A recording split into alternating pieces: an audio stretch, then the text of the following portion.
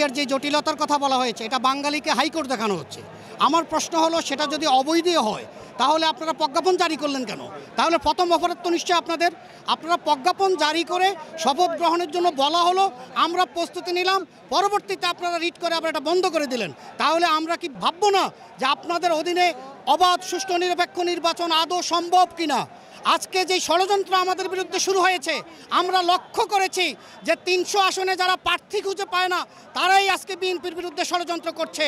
আমি শুধু একটা কথা বলতে চাই যে শেখ হাসিনা ঝাড়ু দিয়ে ময়লা কার্পেটের নিচে লুকিয়ে রেখেছেন, গন্ধ লুকাতে পারেননি। ডক্টর ইউনূস, আপনাকে বলতে চাই, একটা সময় আসবে আপনি নাকে রুমাল দিয়ে এই বাংলাদেশ থেকে বিদায় নিতে হবে। আজকে একটা কথা বলি, এনসিপি নাকি সরকারি দল।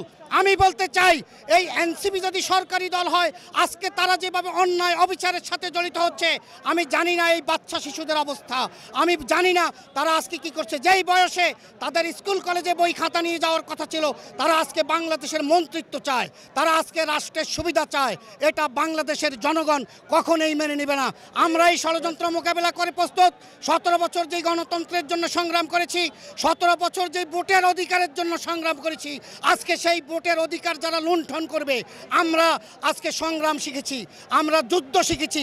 যুদ্ধের মাধ্যমেই তাদেরকে পরাজিত করে বাংলাদেশে ভোটের সংস্কৃতি ফিরিয়ে আনবো। অবাধ সুষ্ঠু নির্বাচন হলে বিএনপি ক্ষমতায় যাবে, এটা কানার ভাই আন্দায়ও জানে। সেই কারণেই আজকে আমাদের বিরুদ্ধে গভীর ষড়যন্ত্র হচ্ছে।